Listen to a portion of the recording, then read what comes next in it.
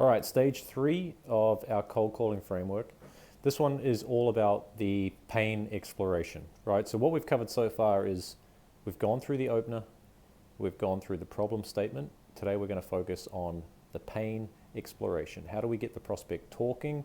How do we get them to reveal information about their current situation? What we want to do in this section of the framework is to ask a question that does two things.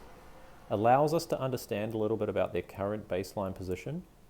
And number two, opens up the conversation so that we can get into a back and forth dialogue and a position where we get to ask further questions in order to dig and understand really where they and their business are at in this current situation. Now, this section of the framework is slightly harder to script than the other parts.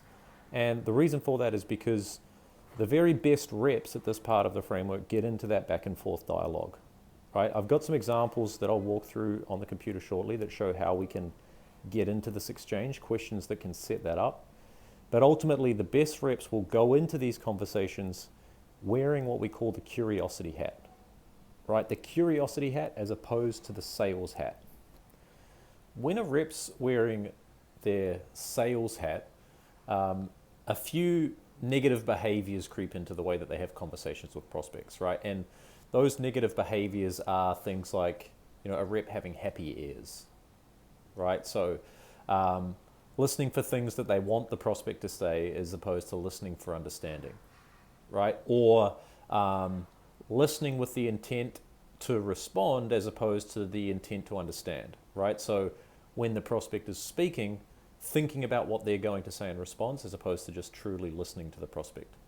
And then the third critical error that happens when a rep's wearing their sales hat is that they'll often respond with a pitch as opposed to an additional question, right? So those are a couple of cues that can illustrate that a rep's wearing their sales hat as opposed to their curiosity hat.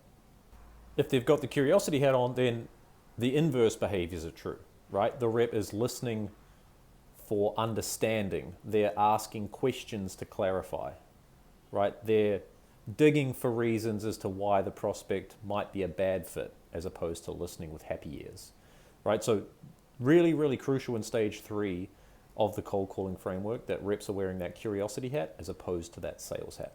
So let's jump onto the computer now and I'll show you a couple of examples of how you can set up questions in this pain exploration stage to put yourself into a position to get into that nice dialogue, that nice back and forth conversation with a prospect. Let's jump into that now.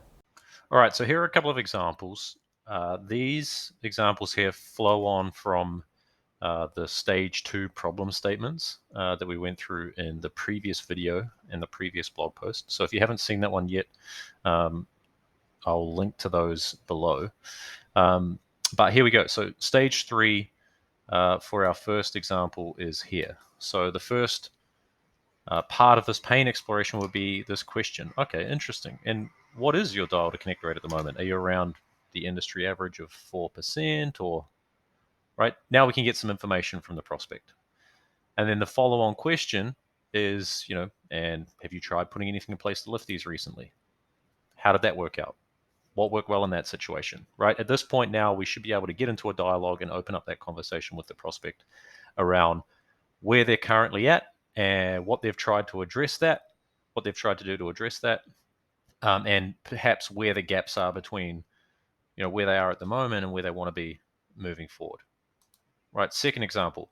Okay, interesting. And how are you tracking brand impact at the moment? Are you working with the likes of Nielsen and Kantar to get these insights, or do you have some form of kind of always-on tracking? Have you tested any other approaches to these, such as always-on or social voice? And were you happy with the outcomes? Right. Third example. Okay, interesting. How are you managing that communication process at the moment? Regular site visits and written reports, or do you have some technology that helps to streamline this? Have you ever looked at remote camera solutions or drone technology to help? Why did you decide not to roll that out? Right, so you see the point here. What we're trying to do is ask questions that are going to give us an understanding of their current situation. Once they've given us that understanding, right, we want to ask further probing questions that will help us to get into a dialogue to get that conversation going so that we can really truly understand, does this person have a problem that we can help them to solve, right? And we do that through trying to explore the pains that exist in their current state and their perhaps desired future state. So that's it for stage 3. If you haven't caught stage 1 and stage 2, I'll link to those below. And keep an eye out for stage 4, which is the close, where we tie all of this together and we show you how to close someone for the meeting that you've taken through these 3 previous stages, how we ask for the meeting, and how we do that in a way that is confident and yet not overly salesy. So keep an eye out for that. That video and blog post will be going live tomorrow.